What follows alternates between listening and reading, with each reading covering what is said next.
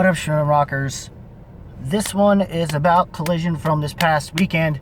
Luckily, it was public. I don't have to worry about spoiling it for anybody. Thank goodness. And which was kind of a smarter thing in this case, because they kind of slightly didn't release the bracket when they just started it on Friday with the tournament. Which I will also be posting it around this same time frame as this video. Yeah. This was an interesting, and we got back to the storyline. We didn't miss anything, thank goodness.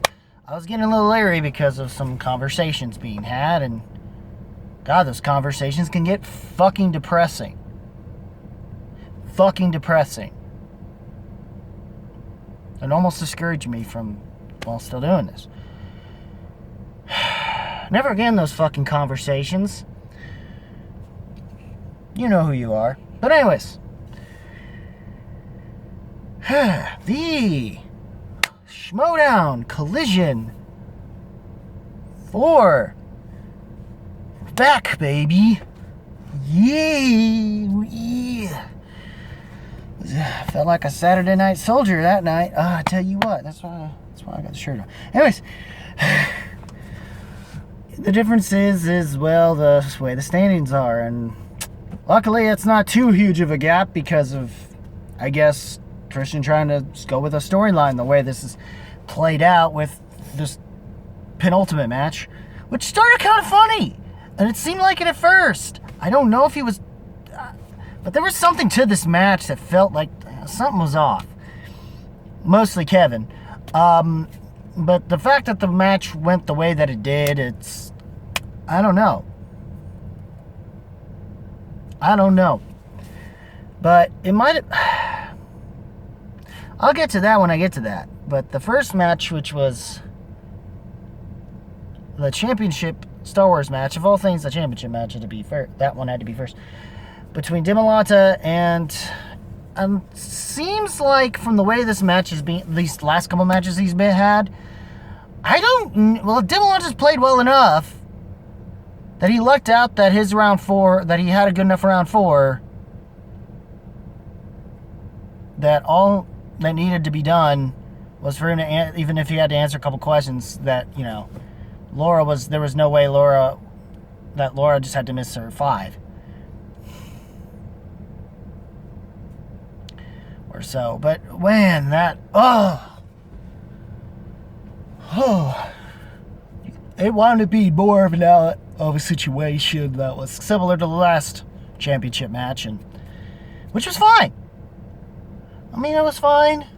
Except I think it was more the fact that things kind of, he was behind, but eventually he got back into championship shape, and somehow he managed to retain. He finally, now there's a potential grudge match between them two in the future now.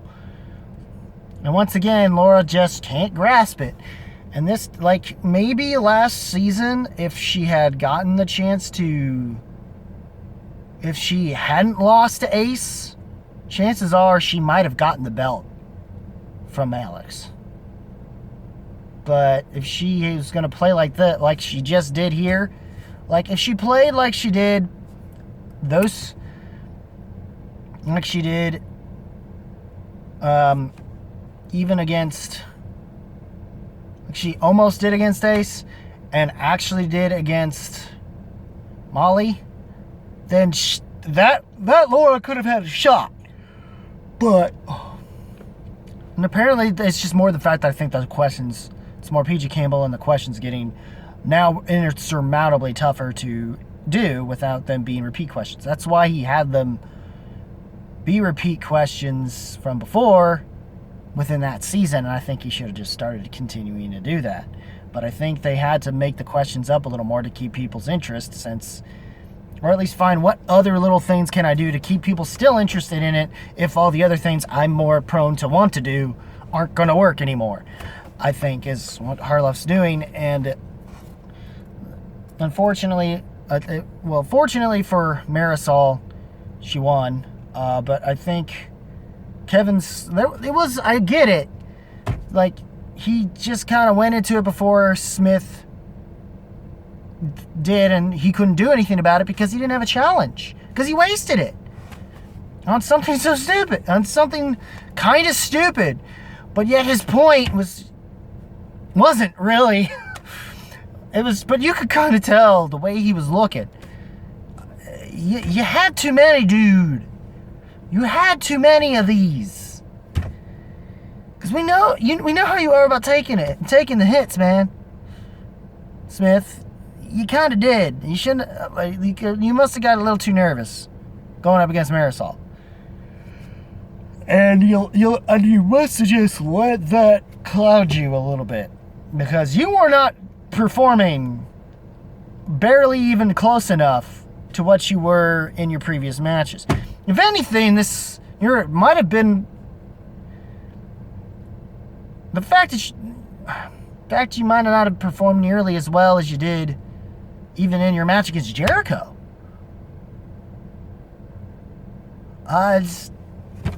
And honestly, that whole thing with the Scary Movie 3 thing, that was understandable. That would have been more an understandable challenge. The thing was, you wasted your challenge, it wouldn't have mattered. And it's almost like, but the way they were setting up before that, with the whole storyline involving now Harlef's found a way, having to do the enemy is my friend situation with Shannon and Corruption, just to kind of do what they had to do to give the middle finger, apparently. And they basically had official dirt on I don't know how, on Jay now. I don't know what they're going to do about it. Or what it's going to amount to. But, yeah. But now we see how it seems that Kevin, that or it was a genuine mess up of a mistake. I don't know, but the match before that was Saul, though, and now Maru. I do think Saul might have focused a little too much on that, and it was just more that he just didn't get good enough questions in his favor this time around. And it's not like he did terrible or anything, even though in Saul's performance case, it seems to have been his worst match. Technically, because he got TKO'd. That technically didn't happen, I don't believe, even in his match against Brandon. He's never been knocked out or TKO'd until now. So, even though he's done the knockouts. So, either way, Saul's going to wind up in the tournament and once again facing Brandon. If he performs to the tip-top shape he did and pulls off what Parker did to Brandon, then he might beat Brandon. But I think this might still be just as much a nail-biter as the first one. But I have a feeling with Saul, he'll find a way to make sure that he comes out on top of that match when that IG match happens. I don't know if we're going to get that match yet, or if we're just going to start rolling into singles, and then eventually we're going to get to when we find out exactly when we're going to get to the Intergitomosaurus, or that's how they're going to be doing these matches now, is that they're going to just do all three of those tournaments. Well, there's also still teams too, right?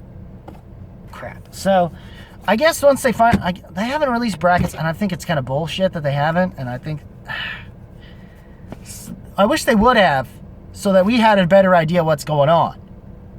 Unless right now they're just going to focus straight up on singles right now, until we can get some actual answers to the other stuff. Because so far we know the singles Ultimate Schmoedown tournament has already started. And people have yet to, you kind of, just because they didn't want to spoil Collision, basically. And I wish that immediately after that, they just released the brackets immediately and tried to make sure to get them in for everybody. So, but anyways, aside from that, I'm sure Corruption's going to be in the tournament for teams as well. I don't know where they're going to be placing the bracket. Oh, to God, they're not Danger Zone's first match or close enough to it within the brackets, because I want Danger Zone to at least put up enough good putting up good points that we're going to need to get back up in the standings as high as we were. You know, because now it's not going to be as easy as it had been for us because of the championships we had won, which is why I'm hoping to God he beat Ethan. Because that 7 points should come in handy and put us a little bit higher back up in the standings by at least a good 1 point. I thought they were 1 point higher, but it turns out they were much higher, which is weird. But since he got TKO, that should have given them the -1, which means they probably would have been 2 points higher given the standings. I don't know. Somehow Quirky Burks are in the top spot now. But given they have like 3 championships right now, I mean, I guess wins, 4 at this point. Yeah, I could see why. Now we just need another win in that regard. And most of our wins are either because of Dan winning his title, Mara winning that title one time, Dan winning his title, and Ben winning most of those matches he's been in, and the danger zone in the tournament thing is what, and Parker's wins up until Chandru is what it amounted to. And then now that corruption's probably starting to move up a little bit too. I think they're in 4th now because somehow they're not super high up, but they probably would have been, I guess, moved up a little bit had they beaten in the standings, had they beaten them. I think but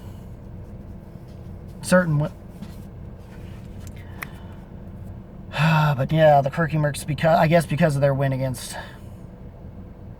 So it was mostly, but yeah.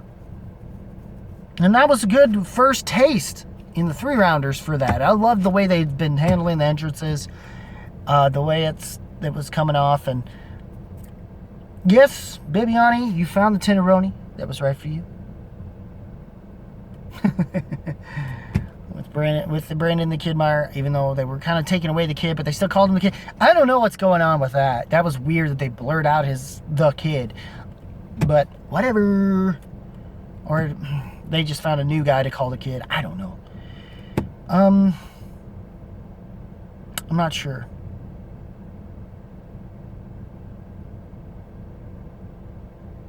But it's so funny. Like I understand if they gotta like do a mock version of like the album cover 5150. I know for sure if they do the one for the Quirky Mercs, Ellis is gonna have something to say about it because of how he is about fucking Van Halen. So he's probably gonna try to do a mock version of the 5150. Though they're probably not gonna be able to pull it off exactly like that. Hopefully something close enough that they can get away with it. Because for some reason the original Mouthy Merc thing was an issue, and that's why they were changed to Quirky Mercs, as well as the way the Usual Suspects logo was, and blah blah blah. But anyways, sorry, it's just a long day. I love these matches. It was so exciting just to see these matches live, and that was a nail biter match. And once again, they win by 51-50, just like the last championship, just like when Dimolata won his championship match, and how they retained. The fact that they missed that 5 was just baffling. And they didn't use their other repeats, but plus they're transitioning from having gone virtual to in studio. So the fact that Amaru was just as tight as he was before, having transitioned. And once again, just like before, every person that winds up somehow picking up the mic and talking shit ends up being involved in the losing of the match. And losing the match. Especially Kalinowski, who once again, in his round 1 at least, twice I think, and if not for, once again, Chance picked up the slack. And somehow he was flubbing on his Inner Geekdom. On that Inner Geekdom mixed bag, which was weird. And those are ways should be like compared and given it's in more during teams and in more of a singles tournament type of styling. Inner Geekdom slices there should be like more softball in comparison to the actual leagues, intergeekdom side of the league's questions. So they should have knocked this out of the park, but it's not what happened. And somehow they managed to come out tying this whole thing, I guess, or at least they managed to not come out. They were so down low, but they somehow managed to make the comeback they needed to make, to where they were able to come close enough to where they just needed to hit their 2 or 3 to get out of a TKO range to force them to hit their 2 and 3. Or 2 and 3. They were able to hit their 5, but yet somehow, or at least they were able to hit the ones they needed to, even the 5, and force them to hit their at least their 2 and 3.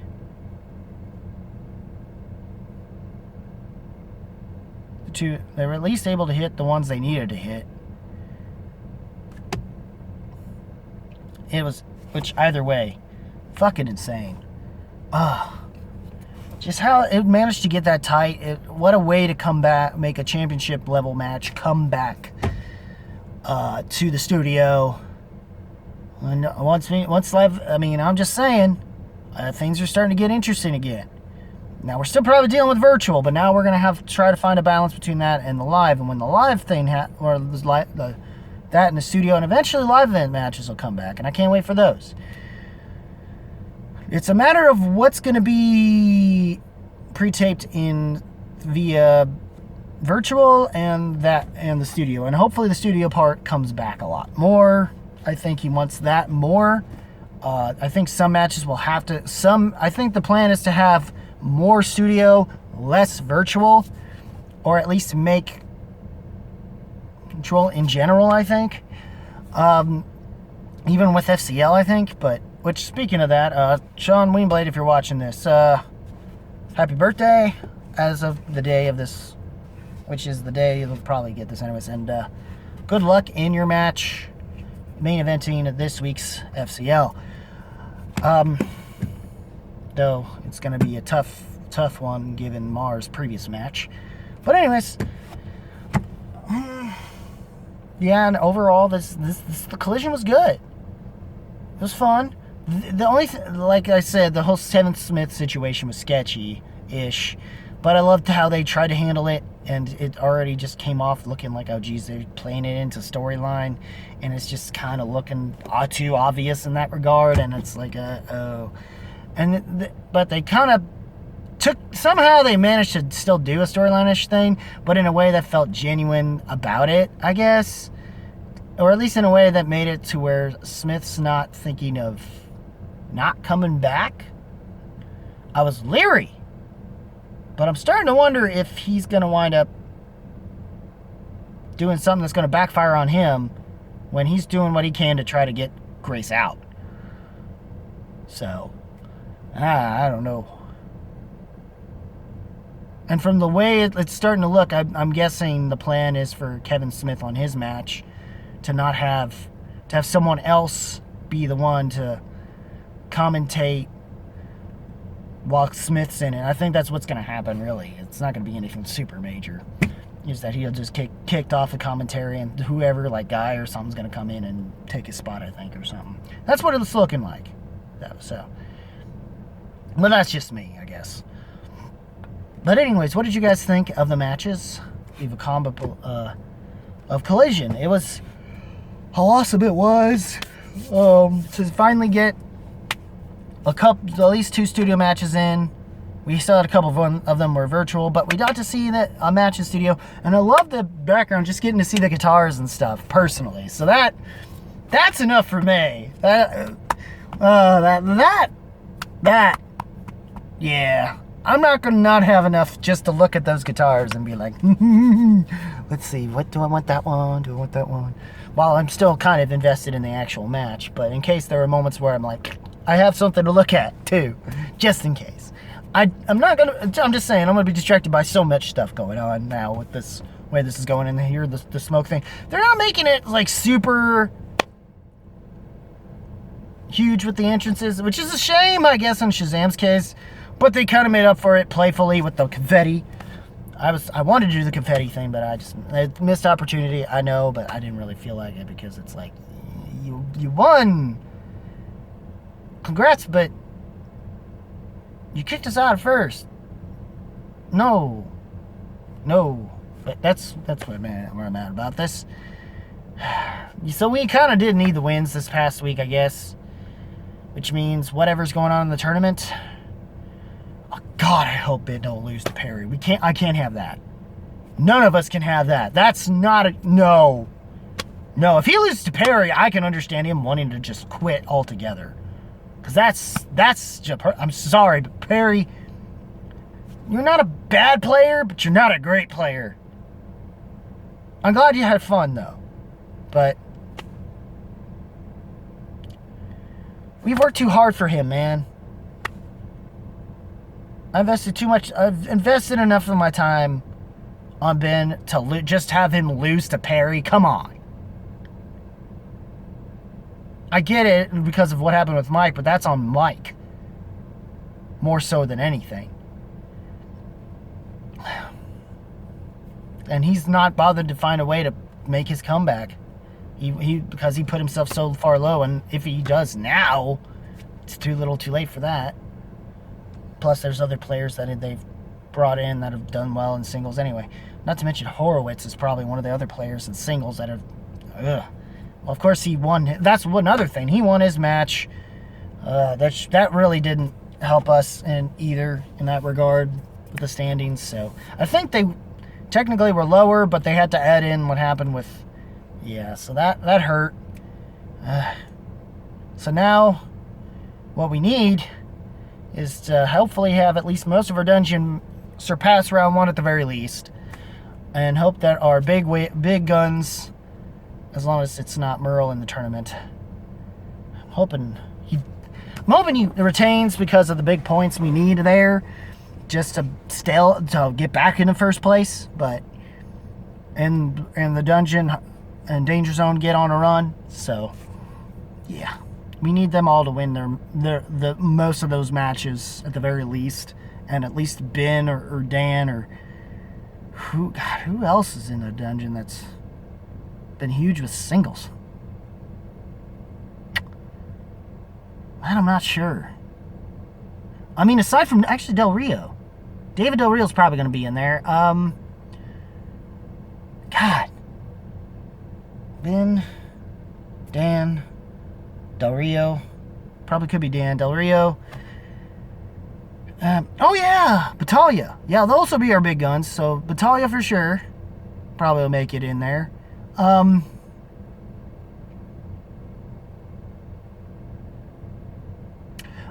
Maybe Van Fleet will probably be in it. I don't know if he'll win his match, depending on who he faces. As long as it's something that'll allow him to advance, I'll be fine. At least let him get one win under his belt while he's still in with us, you know what I mean? Yeah, him. Him. Del Rio. Most of it's a lot of Star Wars and Intergeekdom, if not teams. And then one of the teams, I think. Unless Adam Witt wants to do singles. I don't think he's done singles.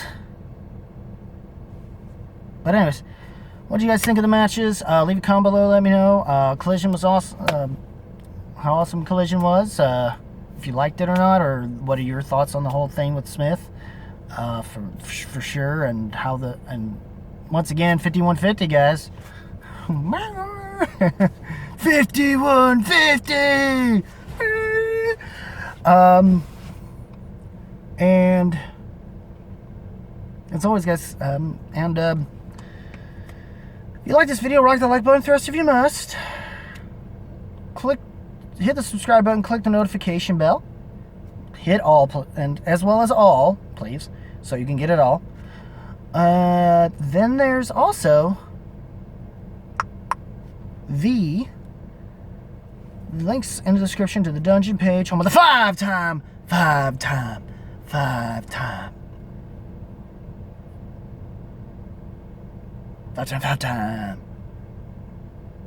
movie trivia Schmoedown singles champion of the world, Dangerous Dan Merle.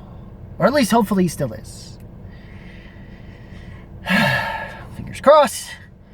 Though I didn't see him with the belt on that night, so unless he didn't want to spoil anything if he had the belt with him or not. But anyways.